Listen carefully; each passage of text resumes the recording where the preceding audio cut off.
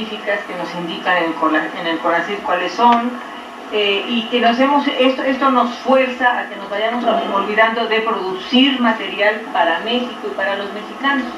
Es más, cuando produces material para México y para los mexicanos te castigan y te dicen que eso no sirve, ¿no?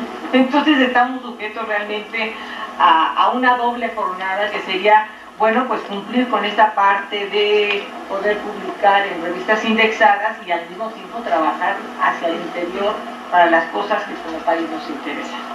Decía que les hablaría de algunas, les diré algunas frases importantes. Un fisiólogo, Brillat Savarin, que nunca pude encontrar ayer ya en la noche de dónde era, dice que la suerte de las naciones depende de la manera de alimentarnos. Y a mí me parece que esto tiene muchísimo que ver con tu libro y me parece que tiene muchísimo que ver con el nuevo paradigma del siglo XXI. También decía que lo que distingue al hombre de los animales es su forma de comer, que me parece que es algo también fundamental que hoy tenemos que reflexionar y pensar mucho en ello. En la Biblia, porque también hay que irnos a la Biblia, que es un libro finalmente que nos da una extraordinaria cultura, Jeremías decía: mejor les fue a los que mueren de espada, por la espada, que a los que mueren por hambre. Yo creo que esto es otra cosa muy importante en la cual tendríamos que reflexionar.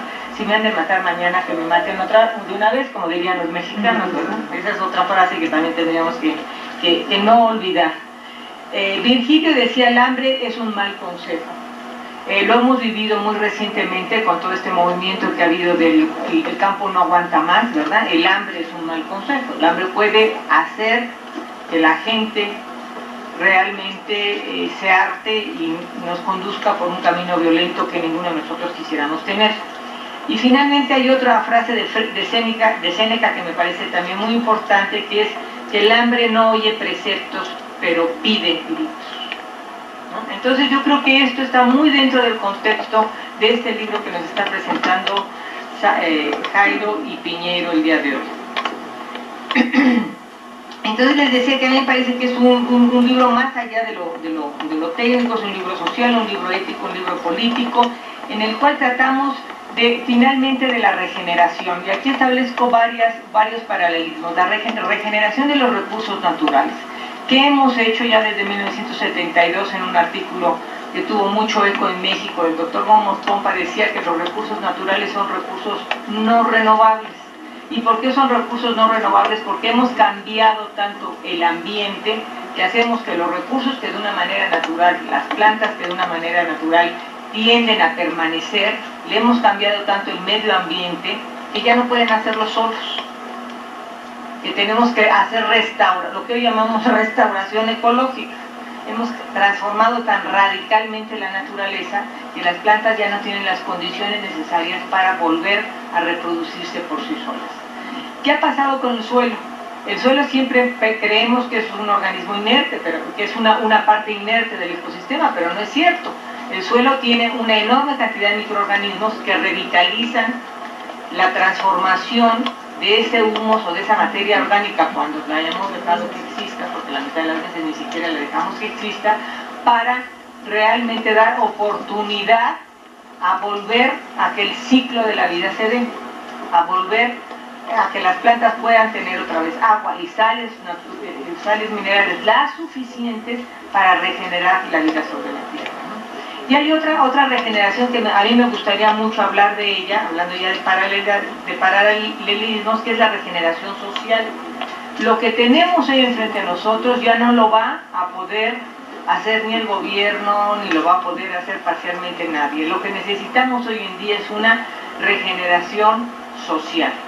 Que la sociedad despierte y que la sociedad sea la encargada de hacer un cambio de actitud y un cambio en las formas que tenemos de hacer investigación, en las formas que tenemos de hacer agricultura, y para esto se requiere que la sociedad esté unida. Entonces a mí me parece que todo esto son cosas muy interesantes que de una o de otra manera se dicen en el libro, pero que es un libro para reflexionar, no es un libro técnico. No esperen ustedes leer el libro y encontrar una receta de cómo hacer algo, no. Es un libro que nos va a poner en tela de juicio muchas de las cosas que estamos haciendo, y eso es lo que me parece a mí que es importante del libro. Pasamos en el libro de los famosos abonos y bocaches por las cuales ya se hizo famoso Jairo, a algo muy importante que es la restauración mineral del suelo. El suelo requiere alimentarse, igual que las plantas y los animales requieren su alimentito. Pues resulta que el suelo o la madre tierra, eso es un concepto muy mesoamericano, también requiere alimentarse, y lo que hemos hecho ha sido totalmente transformarla a tal grado que ni siquiera la tierra puede volver a alimentarse. Y esto nos lleva a otro paralelismo. ¿Cómo hacían los antiguos pobladores de Mesoamérica? El famoso sistema Rosa Tumba y Quema, que ha sido tan criticado y que vienen los grandes tecnólogos y nos dicen que qué barbaridad estos brutos, qué hombres, lo que hacían, rozaban, tumbaban y quemaban la tierra, pues resulta que era una manera muy sabia de devolver a la tierra, mediante la quema, los nutrientes, sus minerales, para que ese suelo permitiera otra vez la regeneración de las plantas. Y ejemplos como esos tenemos muchos, tenemos las chinampas, como ya dijo Carlos, ¿verdad?, que recogían el lodo que quedan en los canales, y ese lodo no es otra cosa que sustancias minerales, que abono para la tierra, para poder regenerar las plantas.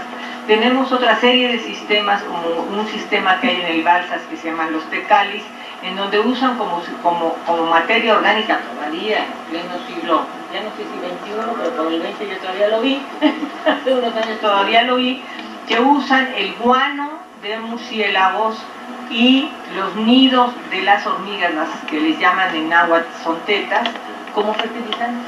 Y eso es lo que usan para devolverle a la tierra todo lo que le han quitado a la tierra. De tal manera que habría que reflexionar sobre todo la riqueza que tenemos en Mesoamérica en cuanto a estas maneras, entre comillas, primitivas, que yo diría que no tienen nada de primitivas, de cómo devolverle a la tierra lo que le hemos de alguna manera quitado, que es lo que muchas veces, si uno se pone a platicar muchas veces con algún campesino, es lo que dice: le estamos quitando cosas y hay que devolvérselas, y le tienen un extraordinario respeto a la madre tierra, y esto es muy importante que también lo podamos retomar.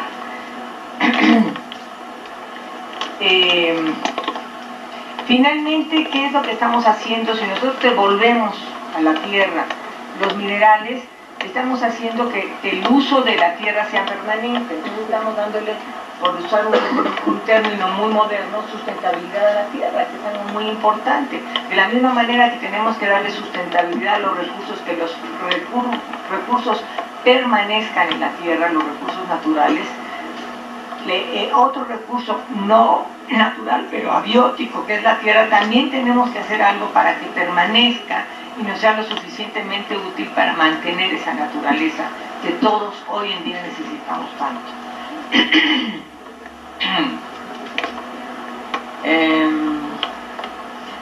Ahora, otra pregunta que podríamos hacernos es, bueno, el libro por ahí tiene la palabra salud, ¿qué tiene que ver todo esto con la salud, no?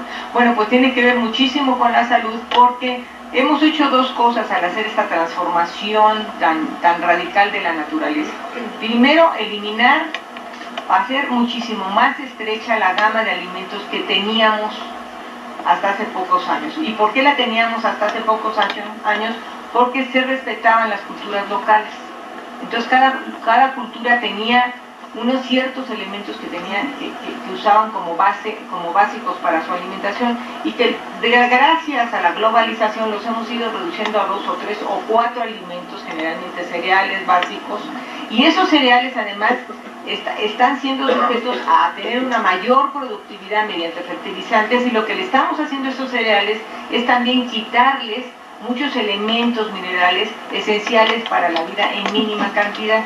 Y luego nos venden la idea de que, bueno, usted coma las 4 cosas que están permitidas y que están en todas las tiendas de supermercados del mundo, porque ya estamos muy homogenizados y todos tenemos lo mismo, cosa de lo cual algunos se sentirán orgullosos. Yo no me siento muy orgullosa por ello, pero en fin. Pero la otra cosa es que luego te dicen: y compre su vitamina Plus para que tenga su zinc y tenga sus elementos minerales que le hacen tanta falta para vivir. Bueno, pues estos son los grandes negocios que se hacen a espaldas de estas transformaciones que estamos haciendo nosotros de la naturaleza. Y eso no es válido, y en eso nos tenemos que poner a pensar, ¿no? Si yo puedo tomar el hierro de las espinacas, ¿por qué demonios me tengo que tomar una píldora plus que tenga hierro? Yo lo puedo comer de las espinacas, ¿no? Entonces, hay miles de detalles de ese tipo que se reflejan muy bien en el libro y que lo que nos hace falta es que tenemos que cambiar una cultura, que es la cultura de la alimentación y la cultura en general. Muchas gentes están muy preocupados hoy en día por la cultura ambiental. Yo diría que es una tontería esto de la cultura ambiental. Yo diría que hay que volver a renacer y a respetar a las culturas locales y que las culturas locales vuelvan a ser autosuficientes en su alimentación y aprender de ellas mucho de lo que tendríamos que estar comiendo todos y cada uno de nosotros todos los días, ¿no?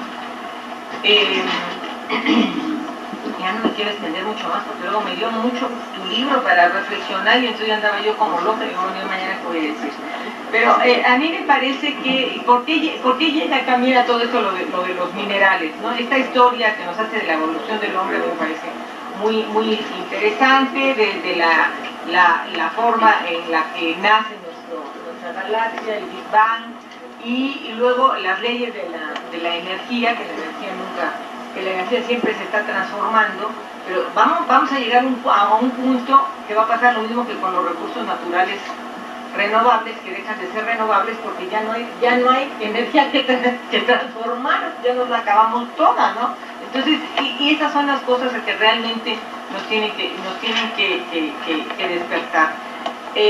A mí el libro, pues para terminar les digo que el libro da para esto y muchísimo más, pero en fin, el libro para terminar yo creo que también podría haberse llamado la nueva versión de Los Miserables de Víctor Hugo, porque realmente lo que estamos creando en este mundo con estas transformaciones que hacemos de la naturaleza son los nuevos miserables. O también para estar muy a tono colombiano con Jairo, también se podía haber llamado Vivir para contarlo. Aquí tuviste suficiente vida para contarnos que toda esta transformación que hemos hecho de la naturaleza se ha reflejado finalmente en que le estamos quitando al suelo los pocos minerales que tiene y te dio la vida para poderlo contar, ¿no? Entonces, les invito realmente a que lean el libro les va a ayudar muchísimo para